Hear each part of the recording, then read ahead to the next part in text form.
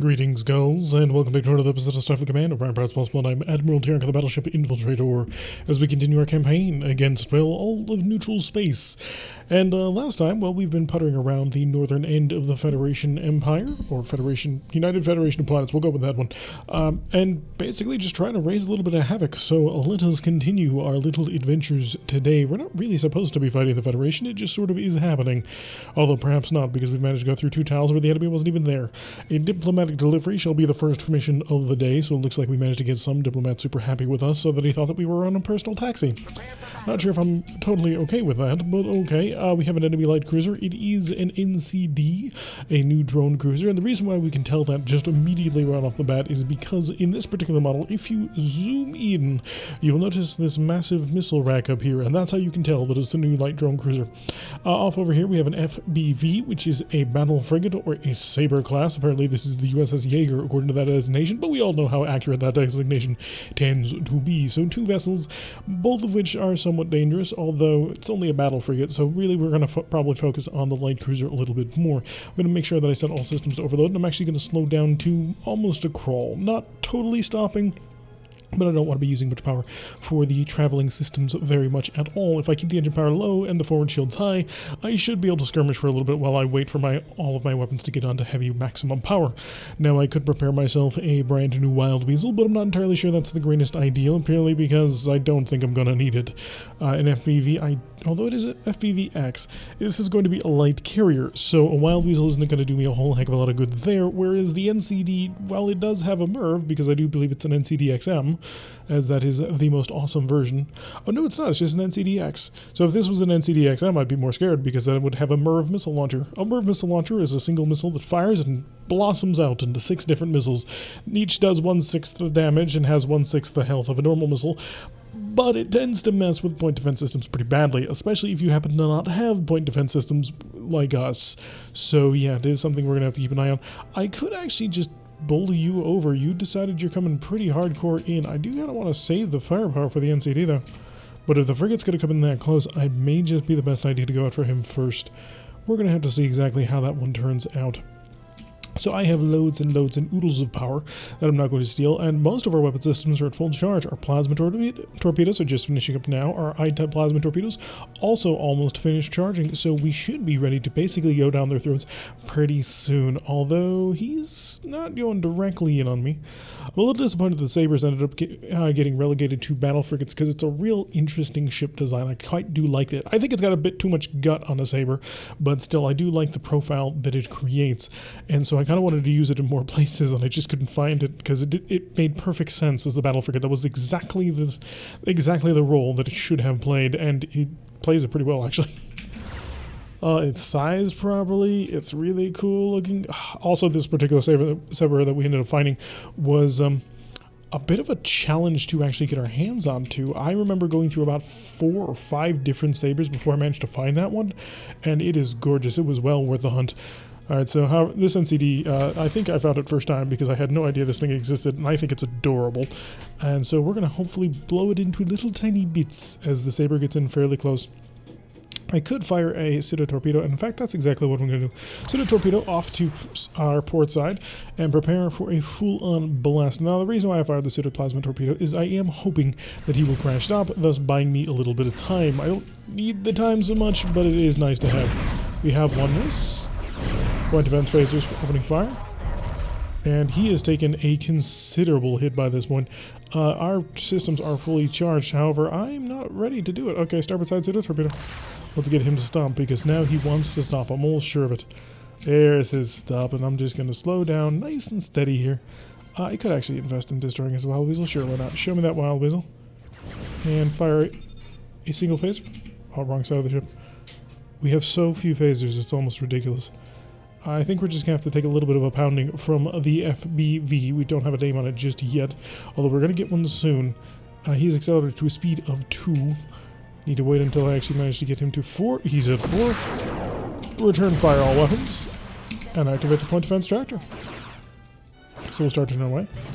A solid couple of hits on that one. Knocked out quite a few of his systems. And you can... 4. We're gonna split, not you, but you. Oh, we lost a shield? I thought we had lost a shield, but apparently not. Yeah, you're about to be in trouble. So quite a few hits on that. We're actually traveling below mine lane speed, which is rather amusing, actually. See if I have any more I-types prepared. Not yet. Still needs another turn to get them ready. Continue to lash out. Phasers tearing apart the one Federation vessel. Just one more to take care of. We'll accelerate a little bit more. We can actually get up to a speed of 4 before the mine thinks that it needs to activate. He is starting to travel away from me, but if he continues on this trajectory... There we go. Is he going to crash stop? I can't imagine he doesn't have one ready to go. But perhaps not. That's going to penetrate. Well, that's not going to penetrate, but this next one will. So he has taken a couple of hits that he otherwise didn't need to take. Here's another pair of plasma torpedoes into his face. If he's not going to react to them, I may as well take advantage of them. As much as I'd love to perform a high energy turn, it's a 66% chance of breaking down the ship, and I'm not quite willing to risk that one. So as we continue our nice slow spin around, we would love to get our heavy PPDs to bear, but I don't think that battery is going to be available anytime soon. Instead, we'll have to rely on the starboard side S-type plasma torpedo, which when enhanced will strip away a pretty decent chunk of his shields, although upon reflection, with the way the Federation frigate design works, it may not be the best idea to be utilizing the S-type plasma torpedo in enveloping plasma torpedo mode. I managed to get one away. I'm not going to be... Nope, no more than that. Alright, S away. Still not around enough in order to drag the PPD onto target, but he's going to take that one, it looks like. Pretty solid hit. The PPD is active, apparently.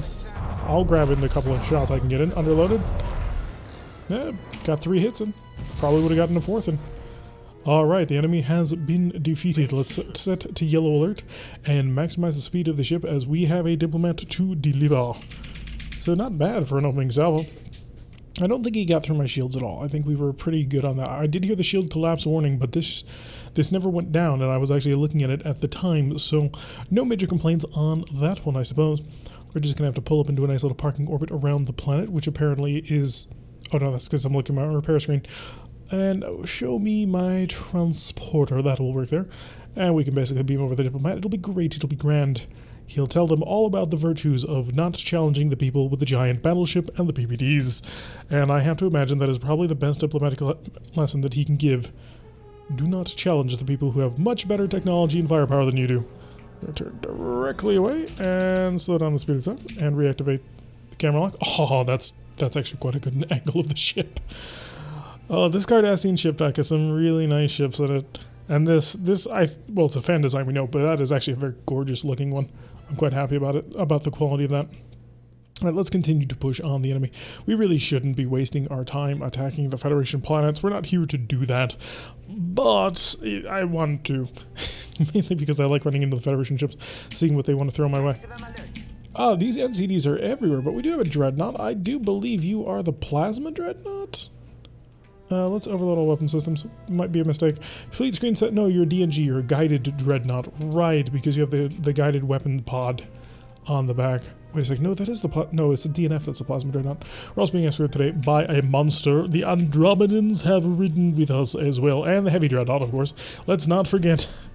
Oh, a Galaxy X-Class. That is an unhealthy amount of firepower right there for us. We do not want to engage him lightheartedly. We may have to bust out the fighters, and the fighters are a pretty disposable setup. So what we'll probably end up doing is we'll drive right towards this light cruiser, and we will run him over. After we've completed the running of the over, he will probably be dead, because we'll fire everything we've got into him. Although maybe not, after all, the last one took a few more hits. And then we'll be able to turn on the Dreadnought over here. We need to find the one that is least well protected, and I'm willing to bet that it's not that one. Or perhaps I should send my fighters at that one. My fighters will kill one ship. Completely and totally. So you know what? Let's send them immediately. We're also possibly going to need a Wild Weasel. The reason why I think we need a Wild Weasel is because the Heavy Dreadnought is packing like 8 or 10 missile launchers. The guided Dreadnought is also carrying a whole bunch of missile launchers. It is something to be very aware of if you're going to go up against them. So we really don't want to give them an opportunity to deal a lot of damage. I'd like to guide you away from my fighters, and I don't know if I'm going to be able to do that. Long-range Andromedan beam weapons. You don't want to get into a fight with that. That is a lesson and a recipe for disaster. And already a little bit of light skirmishing. My fighters are breaking. Don't go after the NCD. I don't want you to fight him. You can handle them later. Although they are currently absorbing way more fire than I want them to. Get me within my range of fate so I can start opening fire and make him in all of the pain. I have loads more power. Okay, one miss, and the rest hooked up. Okay, so not bad. Good, solid hits on that one, and his shuttle bay's out. So enjoy the enveloping plasma torpedoes. Hit him with a bit of phaser fire, see if I can't shut down some of his defenses. He's got some plasma headed or missiles headed my way, but I don't think, yep, did not end up happening. Alright, my fighters have been tasked with murdering the Morris, and they might actually be able to do it if the Cochrane wasn't right on top of them as well. So yeah, that's probably going to prevent that from going through. They did get through the shields, and they managed to do a fairly decent job, but I don't, yeah, they're not going to win. Unfortunately, the Cochrane is packing in a quad AMD, so in fact, yeah, the Cochrane was actually the better defended of the two, and he will be more capable of basically finishing them off. If, of course, the Cochrane decides it wants to come my way. Yeah, that's kind of what I was expecting. Okay, have an anti-plasma torpedo. I'd like you to shut off for a little bit. And I do want to sort of dive on top of this guy as soon as I can. Having a bounce. Did you just absorb that? But why? Okay, have my broadside. Oh, no, you didn't. You just stopped. My bad. All weapons engaged. Oh, a PPD was ready. I was not paying attention. We got 4 out, which, you know, not ideal when you're dealing with overloaded PPDs, as the overloaded PPD can fire 6 times. Heavy Dreadnought looks like he is able to dump a Wild Weasel in time, which is unfortunate. So we are now very much wrapped up in the enemy. We only have a single fighter group left, and they are in low health. I'm going to return them, because if I can return them fast enough, I might actually be able to get them home. High energy turn has been ordered on that one. We need to build some distance. I also need to protect my starboard side because it is quite badly damaged. I just need a couple more hits. Actually, what I need is another plasma torpedo barrage, which I'm actually in a pretty good position to provide, assuming my eyes decide to turn on. There we go. Oh, it's going to be a nice broadside. I actually really like the concept of plasma broadsides rather than just plasma charges. I'm a little bit disappointed that Starfleet Command never went more, or Starfleet Battles never went more in for like broadside techniques, because it seems to be a perfectly reasonable thing to attempt. We're going to want to build some distance in from this guy, and also, oh god, yeah, the Morris is going, or the Cochrane is going to really have our number on this one, isn't he? Because the Cochrane, unfortunately, is still at full health. How long until my fighters are probably not going to be super useful in this engagement. Half plasma torpedoes, there I go, right into his face. Let's see if he wants to eat him or if he's got a defense, because he's got 3 heading to him. That's a crash stop, hit, and a third one got through. Unfortunate, but fortunate, actually, because we did manage to get 2 of 3 hits on the I-type plasma torpedoes, so that's not bad at all. We're going to turn to bring our only usable shield pair, well, our 2 usable shields, aside from our front, obviously, and get ready for hitting him with the massive firepower. Wait for that attack shift to go away as he starts to accelerate. No, it's probably gone, isn't it? No, it's not. Apparently the F-type plasma torpedo never made it to him. Oh, we're not going to make it in time. Yeah, I knew that the accuracy was going to be terrible, but if I wanted to get all the pulses out, I was going to have to fire now or never. And it was most certainly now. Another plasma torpedo right on into his face. He's going to open fire with his own missiles, but it was not all that effective. He's got more incoming. We'll activate our protractor point defense system on this one. Most of his shields are gone. He still has his aft shield ready to go, but we're about to beat through even more of that.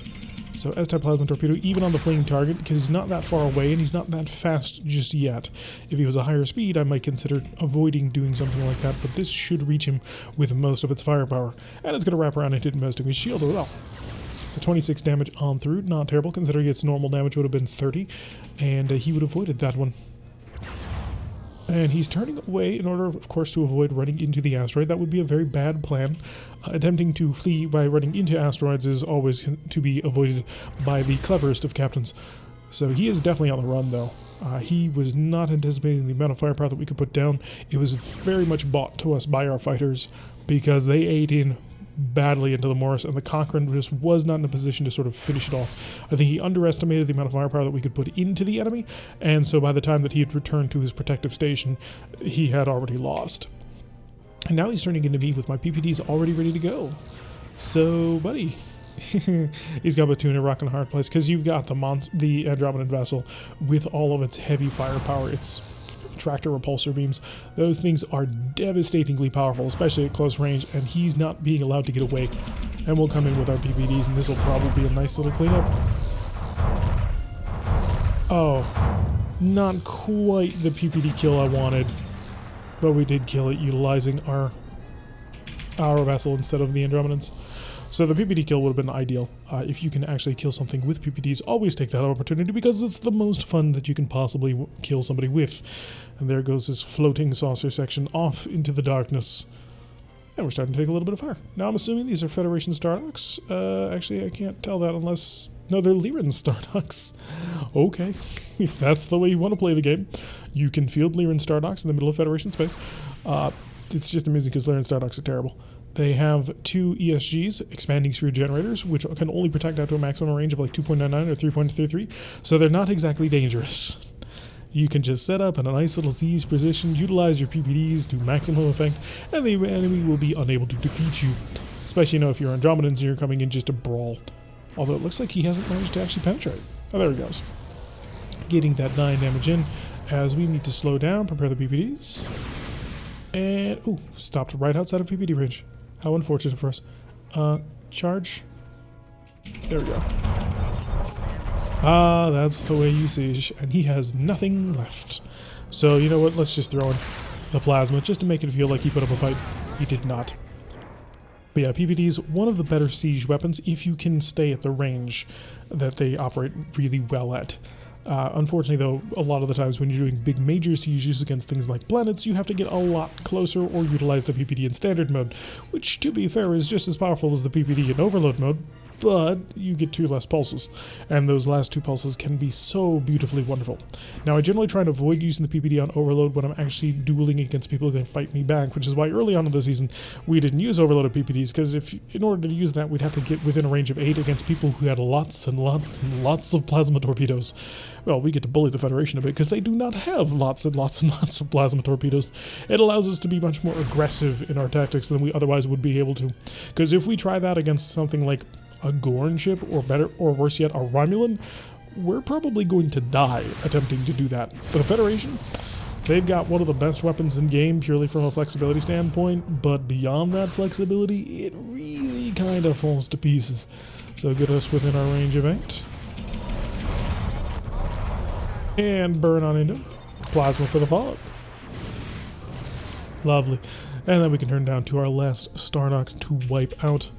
Yeah, this Cardassian battleship carrier is very nice in what it brings to the table. The quad PPDs, the twin S-types, and as much as I don't really like I-type plasma torpedoes as a defensive option, as an aggressive option, they're a very nice touch that really kind of gives you a little bit more firepower, especially because more often than not, you are going to be outmaneuvered, and so having the ability to chuck plasma behind you can be really useful.